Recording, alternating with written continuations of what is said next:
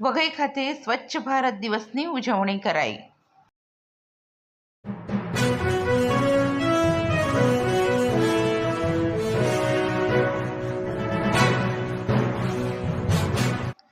ભારત સરકાર દ્વારા સ્વચ્છ ભારત મિશનના 10 વર્ષની ઉજવણીના ભાગરૂપે આજરોજ તારીખ 2 ઓક્ટોબરે મહાત્મા ગાંધીજીના જન્મદિવસની સમગ્ર ભારતમાં સ્વચ્છ ભારત દિવસ તરીકે ઉજવવાનું નક્કી કરવામાં આવ્યું છે. ત્યારે ડાંગ જિલ્લાના પ્રવેશદ્વાર એવા વઘઈ ખાતે વિધાનસભાના નાયબ દંડક શ્રી વિજયભાઈ પટેલના અધ્યક્ષ સ્થાને સ્વચ્છતા અભિયાન અંતર્ગત વઘઈ સર્કલ પાસે સ્વચ્છતા કાર્યક્રમમાં શ્રમદાન બાદ કૃષિ પોલિટેકનિક કોલેજ ખાતે આયોજિત એક કાર્યક્રમમાં રાષ્ટ્રપિતા પૂજ્ય બાપુની 155મી જન્મ જયંતિના સ્વચ્છ ભારત દિવસની ઉજવણી સાથે સ્વચ્છ ભારત મિશનના 10 વર્ષની ઉજવણી કરવામાં આવી હતી.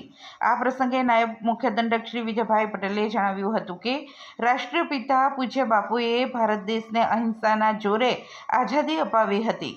ગાંધીજીએ સત્યાગ્રહો કર્યા હતા, સત્યને હંમેશા વળગી રહ્યા હતા. તેઓ દેશ વિદેશમાં ચાલતા જાતિગત ભેદભાવ સામે લડ્યા અને ભારતને આઝાદી અપાવી હતી. ભારત સરકાર દ્વારા મહાત્મા ગાંધીજીની જન્મ જયંતિને સ્વચ્છ ભારત દિવસ તરીકે ઉજવવાનું નક્કી કરવામાં આવ્યું છે, જે ખૂબ જ સાર્થક અને પ્રેરણાદાયક બાબત છે. પૂજ્ય બાપુ સ્વચ્છતાના આગ્રહી હતા, ત્યારે આપણે પણ સ્વચ્છતા બાબતે જાગૃત બનીને આપણા જીવનમાં સ્વચ્છતા અપનાવી અન્ય લોકોમાં જાગૃતતા લાવીએ અને દરેક લોકોને આ અભિયાનમાં સહભાગી બને તે માટે પ્રયત્ન કરીએ તેમ તેમણે જણાવ્યું હતું. મહાત્મા ગાંધીજી કે જે સ્વચ્છતાના ખૂબ આગ્રહી હતા, એમની આજે જન્મ જયંતિ છે અને એની ઉજવણીના સંદર્ભે આપણે વિવિધ કાર્યક્રમો પણ કર્યા છે અને એ નિમિત્તે આપણે બધા મળ્યા છે. ત્યારે પૂજ્ય મહાત્મા ગાંધીજી સ્વચ્છતાના ખૂબ આગ્રહી હતા.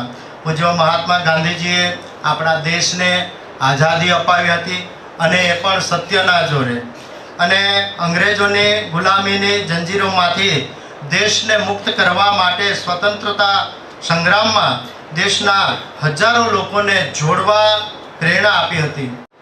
સ્વરાજ મળ્યા પછી પૂજ્ય મહાત્મા ગાંધીજીએ સ્વચ્છતા અને સફાઈ પોતાની જાતે જ અમલમાં મૂકીને આપણા દેશને ગંદકીથી મુક્તિ અપાવવાની હાકલ સાથે દેશને પ્રેરણા પૂરી પાડી હતી. પૂજ્ય ગાંધીજી સ્વચ્છતાને પૂર્ણ સ્વરાજનો ભાગ ગણતા હતા. દેશના વડાપ્રધાન શ્રી નરેન્દ્રભાઈ મોદી સાહેબે સ્વચ્છ ભારત મિશન અંતર્ગત પૂજ્ય ગાંધીજીની 155મી જન્મ જયંતિ સન 2024ની ઉજવણી પ્રસંગે સ્વચ્છ ભારત દિવસની ઉજવીને મહાત્મા ગાંધીજીને સ્વચ્છ ભારતની ભેટ આપીને ઉજવણી કરવાનો સંકલ્પ કર્યો છે.